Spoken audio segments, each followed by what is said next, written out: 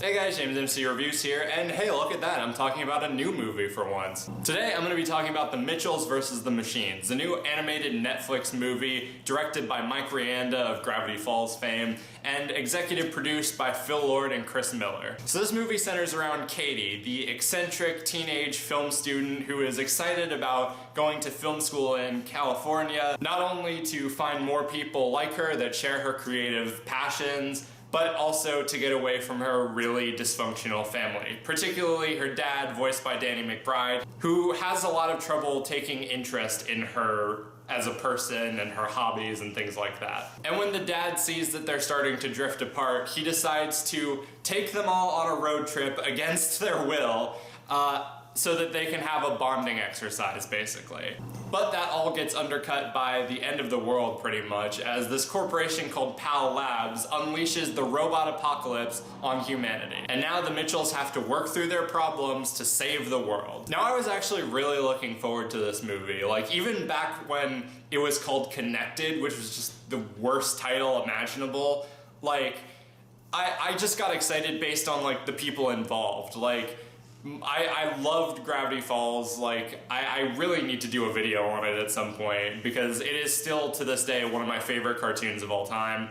The writing on that show was fantastic, so I was excited to see that they got the writer from Gravity Falls to work on this movie. Phil Lord and Chris Miller, they have, like, it seems like everything they touch turns to gold pretty much between the Lego movie and Into the Spider-Verse. And everything like that, so I was really excited not just to see them involved, but especially when I saw the animation style, I was like, yes, I'm in love with this. But of course, because of the whole Corona thing, it got pushed back, and I guess with studios still being really apprehensive about putting their movies in theaters because, you know, they're worried about people going to see them, Sony Pictures decided to put this movie on Netflix with its original title, which I'm really happy about because, like I said, Connected is an awful title, and now I'm here to talk about it. I have kind of mixed feelings about it, to be honest. I will say it is good. It is enjoyable. There were some things about it that didn't really grab me,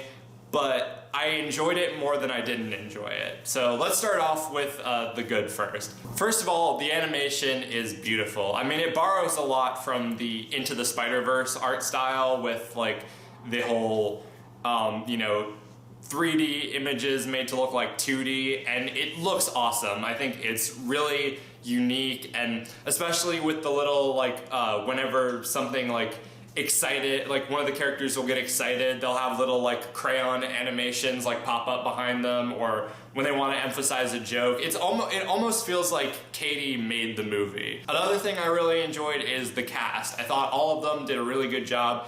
A lot of people I've seen who reviewed this movie thought it was distracting that Mike Rianda played the little brother.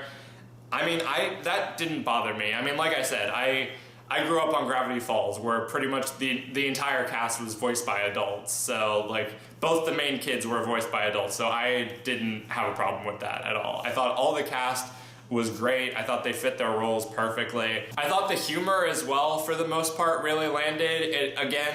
Mike Rianda's writing style is just so, like, really quick-witted and, like, really fast-paced, and it did feel, honestly, like a longer episode of Gravity Falls with, like, the amount of, like, you know, cutaways and, like, overly exaggerated, like, jokes and, like, really clever, like, quick one-liners and shit like that. I guarantee you there are some jokes where you will have to watch the movie multiple times to catch all of them. I thought the story for the movie was pretty good, too. I thought, it borrows a lot of, like, cliches from not just the, you know, standard road trip movie cliche, but the minute that the robot invasion starts, I'm like, Jesus Christ, are we really doing this? But no, they managed to get some good humor out of it, and it offers some nice, like, commentary about, you know, the modern state of technology and things like that. So I thought it worked for what it was trying to do. With that said, there are a few problems that I had with the movie. I don't think that other people who watch it are going to have them, but these are just things that I, you know, personally had a problem with. I thought the pacing of the movie, like, could have been better. I mean, it does move along. It doesn't, like, dwindle too much, but when it gets to the climax especially, it does drag a bit. There are a few moments where I felt like the fight could have ended, but I mean, you know, they wanted to drag it out for a little bit longer. And to its credit, it's not like I wasn't enjoying it. Like, there were still some really funny jokes in that climax, but, you know, I feel like, you know, I looked at the timeline when me and my girlfriend were watching it, and I'm like, Jesus, there's still 26 minutes left in this movie. There are a lot of jokes in the movie that don't work as well as they should, but to their credit, they don't hold on them for too long, and for each like dud that they come up with, they hit you with like 5 other ones, like right back to back. I think there are some aspects about the movie that are gonna feel kind of dated, like some of the jokes. A lot of Katie's videos center around like meme culture and things like that. I don't know how well, you know, Katie and her dad blasting robots while Rihanna is playing is gonna age in the next like couple of years. But I mean, and also in terms of the characters, I was having a hard time liking the dad character. Like, and I know that you're supposed to hate him at first, and to their credit, they do like humanize him, and they do, you know, get you to care towards the end and show that he is trying his best. But I mean, it's really hard to sympathize when, you know, at the beginning of the movie, he tells his daughter to her face that she has the possibility of failing, and he doesn't really make an effort to show any interest in her hobby or her aspirations or anything like that.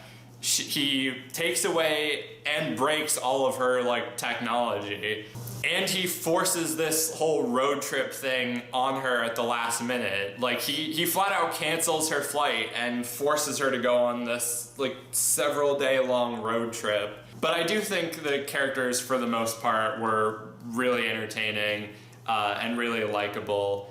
And I felt their arc throughout the whole movie, and their sort of watching the family like grow, their dynamic and everything was really fun to watch, and it does have a nice heartwarming ending. So yeah, so overall, I did really enjoy this movie, and I would recommend you checking it out. It does have a few flaws, but nothing like game breaking. Like, you know, I've sat through way worse animated movies. This is nothing.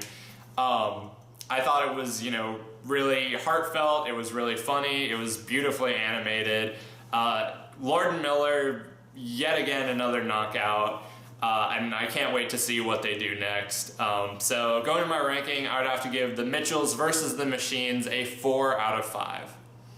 But anyway, let me know down in the comments if you've seen The Mitchells vs. the Machines. What are your thoughts? Did you like it? Did you hate it? What are some of your family road trips? What have they been like? Are they as hectic and dysfunctional as this? Let us know down in the comments. I'll be back very soon with some more videos. It's just, it's been kind of hard to post like consistently with, you know, the end of the school year and me having to work every weekend and stuff like that. But I will be back very soon, so stay tuned. Until then, be sure to like, subscribe, ring the notification bell so you can stay up to date on when I'm posting. Follow me on all my social media, subscribe to my main channel. Everything you need to know will be in the description. Thank you guys for watching, and I'll see you later.